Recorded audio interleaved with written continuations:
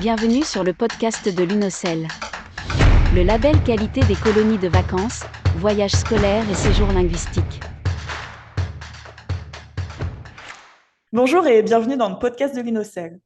L'UNOCEL, c'est l'Union nationale des organisateurs de séjours éducatifs, linguistiques et de formation en langue. Nous sommes le label qualité de référence des organisateurs de colonies de vacances, voyages scolaires et séjours linguistiques, et ce, depuis 1978. Aujourd'hui, nous recevons Björn Firgut, le fondateur et PDG de Juvigo, une plateforme de réservation de colonies de vacances et séjours linguistiques, plateforme qui existe depuis 2015. Bonjour. Bonjour Elise et salut à tous ceux qui nous écoutent, hein. Et en tout cas, merci pour l'invitation. Et je suis très content de participer à ce podcast. C'est mon premier podcast en français, donc on verra comment ça se passe. Tout va bien se passer. Après cette présentation rapide de Juvigo, est-ce que vous pouvez vous présenter, nous parler de votre parcours professionnel?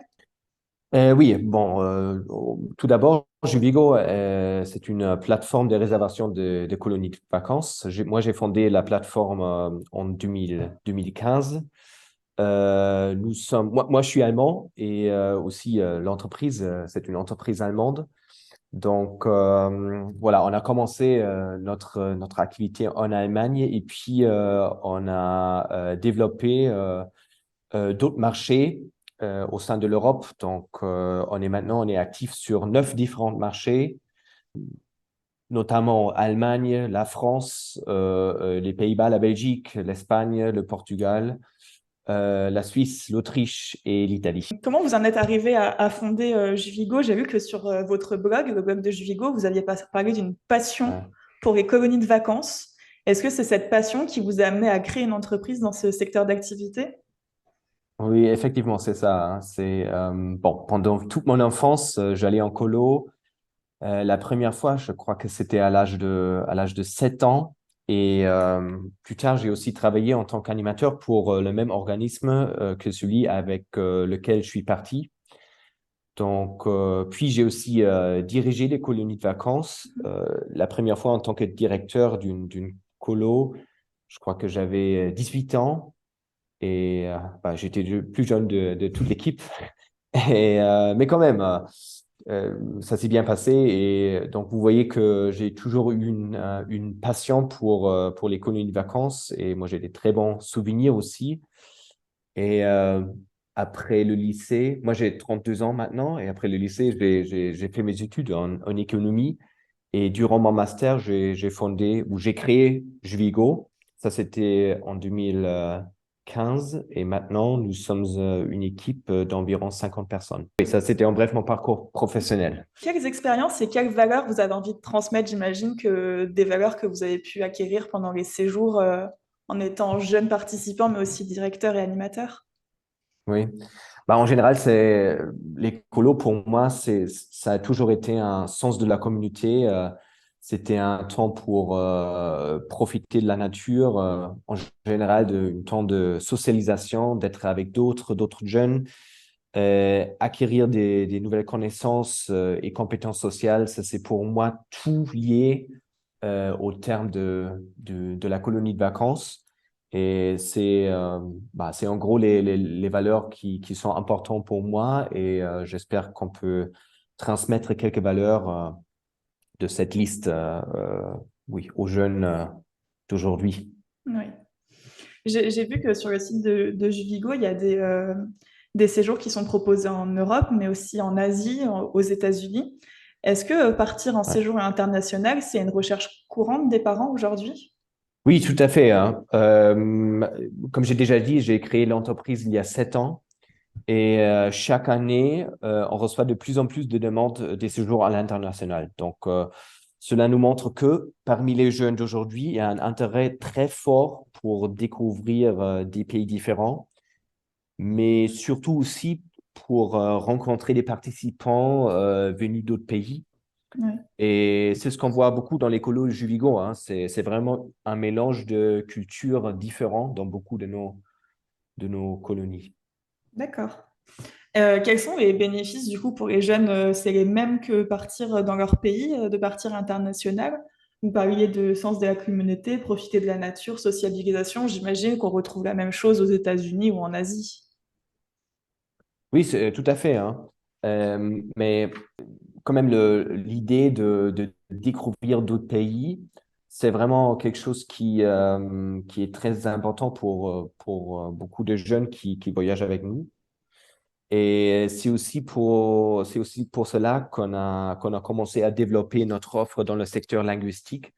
Donc, euh, parce que là, sur un séjour linguistique, ça, c'est vraiment une mélange des cultures et des langues de chaque pays. Et c'est pour ça que dans les années, notamment après le Covid, on a vu une croissance très forte en ce qui concerne les réservations des séjours linguistiques chez nous. D'accord. Et vous-même, vous aviez animé des colonies de vacances ou des séjours linguistiques à l'étranger? Ou vous étiez resté en Allemagne? Non, malheureusement pas. Donc, moi j'ai quand même un profil assez international. Donc, Mhm.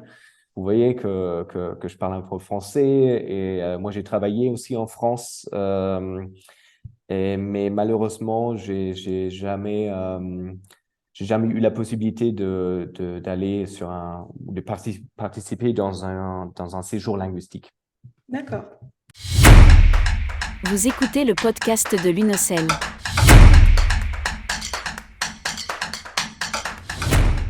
Alors, vous l'avez mentionné tout à l'heure, hein, vous êtes allemand, vous avez commencé le développement de Juvigo par l'Allemagne, puis par Ouais, les pays qui sont limitrophes. Cette ouais. dimension internationale de la plateforme, vous l'aviez voulu dès le départ, vous l'aviez envisagé? Bah, comme j'ai déjà dit, hein, c'est en 2015, on a commencé avec une équipe allemande, et vraiment 100% allemande ici à Berlin. Et puis, à partir de 2018, on a développé les autres marchés. Donc, ça veut dire quoi? Ça veut dire que pour chaque marché, il y a une plateforme, c'est-à-dire un site web différent dans la langue d'origine. Et la plateforme, je crois que c'était la plateforme néerlandaise, oui, c'était la première plateforme internationale qu'on a lancée en 2018. Et après, on a continué à lancer d'autres plateformes. Par exemple, en 2020, on a lancé la plateforme française. Et ce qui est vraiment spécial, c'est que la plateforme française, elle est gérée par une équipe française qui est ici présente à Berlin. Mhm. Parce que Berlin, c'est le siège de l'entreprise. Donc, moi, j'ai dit que j'ai jamais participé à un séjour linguistique, mais chaque jour au bureau, c'est un petit séjour linguistique pour moi. Je comprends bien. Alors, comme on dit depuis quelques minutes déjà, la plateforme, au fil de son évolution, donc création en 2015, internationalisation en 2018, vous avez trouvé des marchés différents en France, en Italie, au Portugal, en Espagne. Vous avez donc une vision large sur le secteur des séjours éducatifs. Est-ce que vous voyez des différences en fonction des pays, que ce soit en termes de demande, mais aussi d'attente de la part des parents? Oui, il y a plein de différences, mais aussi beaucoup de similarités. Donc, c'est vrai qu'on travaille avec beaucoup d'organisateurs dans toute l'Europe et on a également des clients venant de l'Europe tout entière. Donc, on connaît très bien je pense qu'on comprend assez bien les différents marchés et leurs particularités. Donc, ce qui tous les marchés ont comme point commun, c'est que les vacances à la mer, c'est toujours super populaire, hein. Par exemple, les camps de surf en France, notamment dans le sud-ouest, sont très populaires. Aussi avec les clients de l'Allemagne, des Pays-Bas, de la Belgique. Et par exemple, pour les pays comme l'Espagne ou le Portugal, le sud de la France est également très proche. Donc, même Ouais. pour eux, c'est une région assez attirante. Et avec notre plateforme internationale, avec notre profil international, on a vraiment on donne aux organisateurs la possibilité de proposer toutes leurs colonies euh, à, à les clients, par exemple, allemands, autrichiens, espagnols, etc., etc. et pour vraiment répondre à cette demande internationale. Et voilà, un point commun entre ou de tous les marchés, c'est un peu toute la situation après le Covid. Donc, dans tous les pays, ce qu'on voit, c'est que les jeunes ont parfois du mal à s'adapter à un nouvel environnement. Et c'est évident, hein, durant le Covid, les enfants ont vécu dans un monde digital et avaient du mal à revivre ou ont du mal à revivre maintenant un monde analogue. Et voilà, les problèmes qu'on voit maintenant après le Covid sont très pareils ou sont très similaires dans les différents pays. On reviendra sur ce point un peu plus tard, mais c'est vrai qu'on l'a noté Ouais, aussi au sein de l'UNOCEL, la difficulté pour les jeunes qui ont vécu des confinements. ouais. Je reviens juste sur les différences au niveau des marchés. Vous notez des différences entre le public français et les autres nationalités? Peut-être que nous, on est un peu plus tardif dans nos réservations, alors que le côté allemand est un peu plus rigoureux. Oui, c'est ça. Voilà, pour moi, ça c'est une des différences les plus grandes. C'est vraiment que les Français ou aussi les Espagnols, ils font des réservations vraiment à la dernière minute, alors que les Allemands, c'est un peu un cliché, mais les Allemands, font les réservations beaucoup plus tôt par exemple, les Français. Juste pour vous donner une idée, c'est qu'en Allemagne, il y a environ 100 jours en moyenne, hein, il y a environ 100 jours entre la réservation et le début du camp, Ouais. alors qu'en France, ce n'est que 70 jours qui séparent la réservation et le début de la colo. Donc là, vous voyez déjà qu'il y a une petite différence Il y a une petite en termes de différence. mentalité. Et, surtout, les réservations à dernière minute ne rendent pas plus facile la vie des organisateurs, hein. Parce que chaque organisateur préfère remplir les camps le plus tôt possible. Vous écoutez le podcast de l'UNOCEL.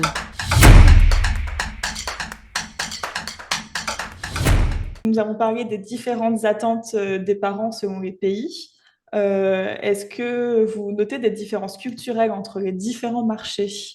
Pas trop, parce que moi je dirais que les préférences dans les différents pays sont vraiment très similaires. Donc, notamment les séjours à thème, plutôt que les séjours généralistes ou général, sont de plus en plus populaires. Par exemple, des colos sportives ou des colos équitation. Euh, Ça, c'est un peu un développement qu'on voit dans tous les pays. Euh, Ce qu'on voit aussi, c'est que les vacances à la mer restent populaires, mais il y a des régions en Europe où il fait simplement trop chaud en été. Donc maintenant, on voit aussi qu'il y a d'autres destinations, la Normandie, la Bretagne, qui sont très populaires. Et en général, ce qu'on voit, c'est que les destinations au nord qui sont de plus en plus populaires. La mer, les séjours à la mer restent très populaires. On sait qu'en France, Reste au niveau du populaire. tourisme, que ce soit pas que au niveau des séjours jeunes, hein, c'est au niveau du tourisme en général. Le tourisme cet été à la montagne ou à la campagne a vraiment pris de l'ampleur, notamment à cause de la canicule qu'on a connue. Est-ce que Hmm. c'est partout pareil, les séjours un peu nature prennent le dessus? Vous parliez de séjours équitation. Est-ce que c'est vraiment le cas partout en Europe sur le marché? Oui, tout à fait, hein. Les séjours nature, les séjours aventure aussi, c'est quelque chose qui est de plus en plus populaire. Et également les séjours de pêche aussi, c'est vraiment des petites niches Mm. qui deviennent de plus en plus populaires. Donc, moins d'offres ou moins de séjours généraux et plutôt les séjours de niche qui se focalisent sur une activité particulière. D'accord. En tant qu'expert du tourisme et du secteur des séjours éducatifs, vous avez une vision globale du secteur. Est-ce qu'elle vous permet de mieux comprendre les différentes tendances du marché? Est-ce que cette explication du séjour nature, et des séjours aventure, elle est liée juste à la hausse de la température, mais aussi peut-être au confinement, etc., au Covid? Mhm, mhm. Bah, oui, comme nous sommes un peu les experts du tourisme européen des jeunes, chaque année, ce qu'on voit, on regarde nos données et on fait une publication annuelle qui s'appelle Youth Travel Report, qui résume un peu des faits et des chiffres sur les marchés des colonies de vacances en Europe, mais aussi pour chaque pays différent. Et comme j'ai déjà dit au début, ce qu'on voit, c'est vraiment une augmentation des participants qui souhaitent aller dans d'autres pays. Donc, je vous donne un exemple. C'est par exemple les jeunes qui viennent de la Forêt-Noire en Allemagne et qui partent en France, ou les jeunes Français qui passent leurs vacances dans une école des voiles aux Pays-Bas. On a des enfants français qui vivent près de la frontière espagnole et qui vont en Espagne pour y faire un séjour linguistique. Donc, on voit vraiment cette augmentation des séjours internationaux. Et on connaît aussi beaucoup d'organisateurs d'écolos qui veulent créer un environnement international dans leur colonie. Mais le problème, c'est qu'ils n'arrivent pas à attirer des participants d'autres pays européens. Mhm.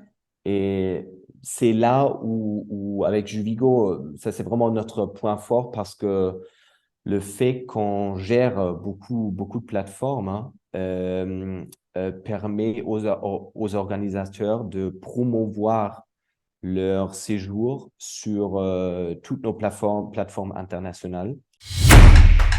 Vous écoutez le podcast de l'UNOCEL.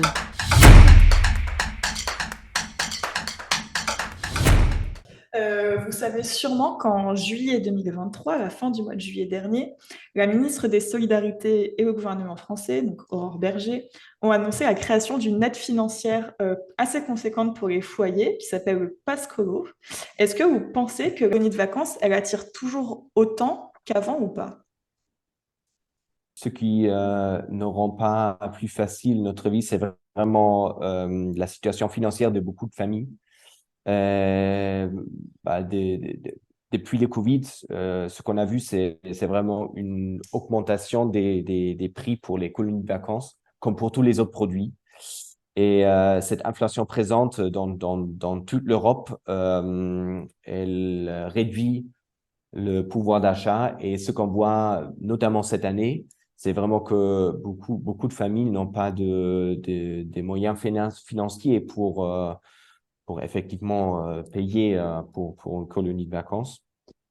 Et, et c'est pour ça que il y a aussi cette aide proposée par le gouvernement français, le Pascolo.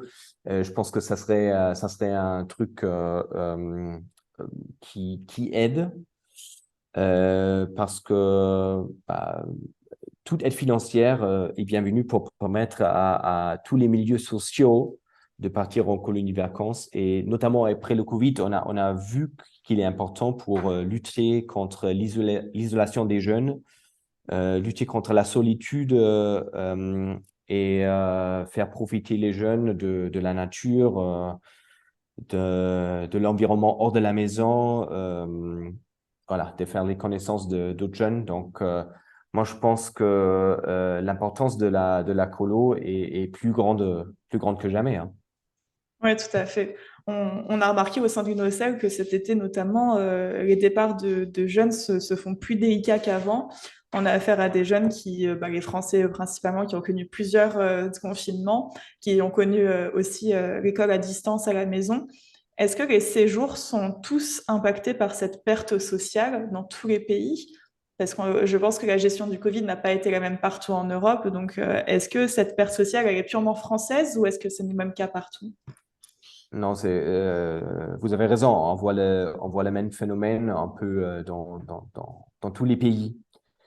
Et, euh, et à cause du confinement, quelques gens ont connu une socialisation plus compliquée. Et cela a été remarqué notamment lors des séjours linguistiques pour la première fois. Donc, quand les jeunes partent pour la première fois, par exemple en séjour linguistique ou en colo général, certains jeunes ne sont jamais partis à l'étranger ou très peu depuis le Covid.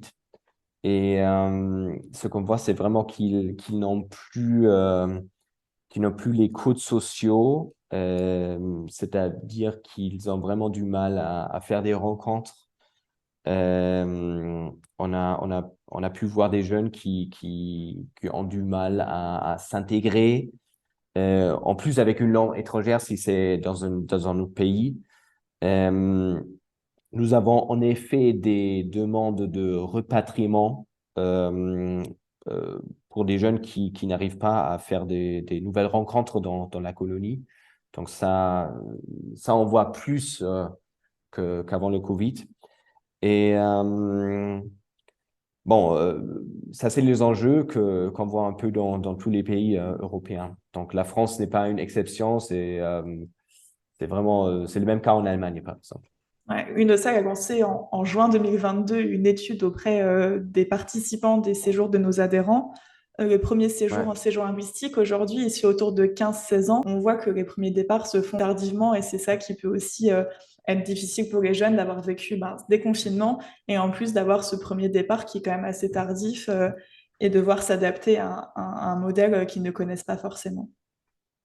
Ouais. Juste pour vous donner un exemple de la semaine dernière, on a un groupe à Londres maintenant, un groupe de jeunes assez international, donc vraiment des jeunes de tous les pays.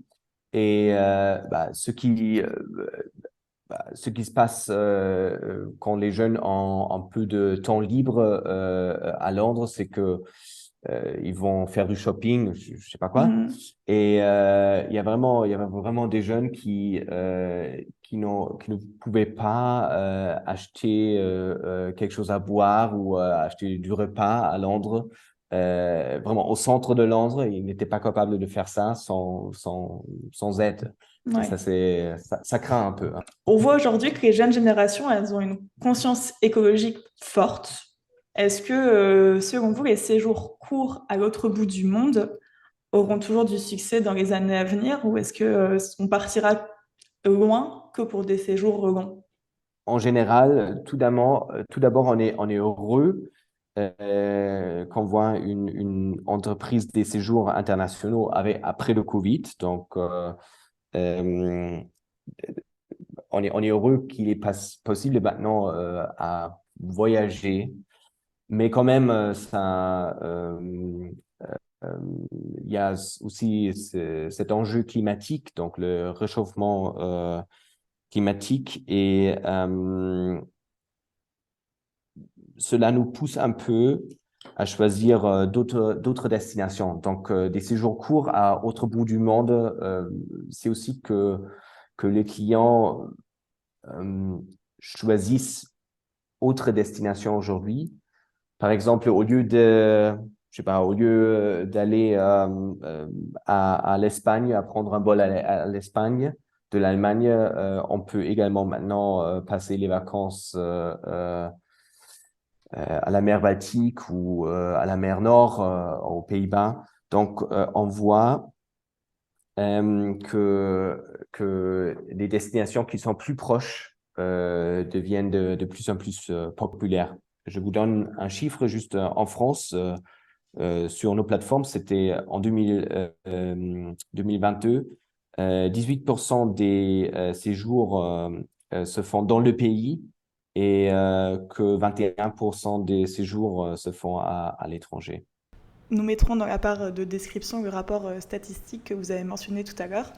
Les auditeurs pourront alors y retrouver ces chiffres de 78% des séjours se font dans le pays et 21% à l'étranger. En ce qui concerne la conscience écologique, on voit vraiment que la mentalité a changé. Donc, avant, quand moi j'allais au colo, c'était vraiment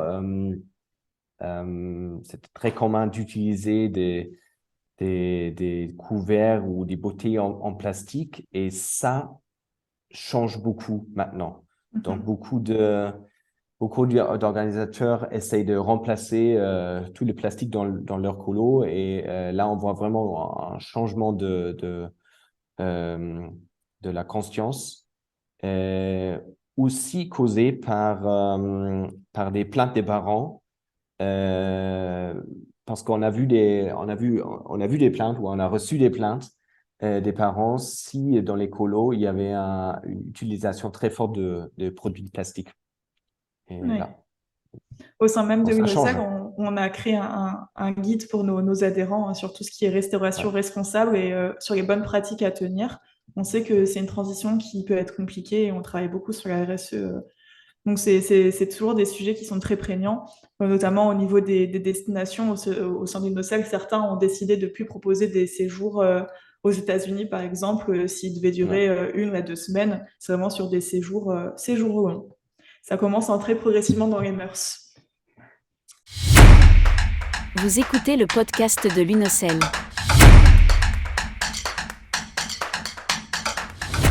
Je remercie nos éditeurs pour leur écoute. Je vous remercie, vous, pour votre participation. l'UNOCEL, c'est pas juste un label qualité, c'est un lieu d'échange. On est là pour aider nos adhérents, les aider à grandir. Merci d'être intervenu en tant qu'expert aujourd'hui. Si vous avez des questions, n'hésitez pas à nous contacter par mail à info@unocel.org ou à visiter notre site internet www.unocel.org. Vous avez écouté le podcast de l'UNOCEL, n'oubliez pas de vous abonner. À très vite.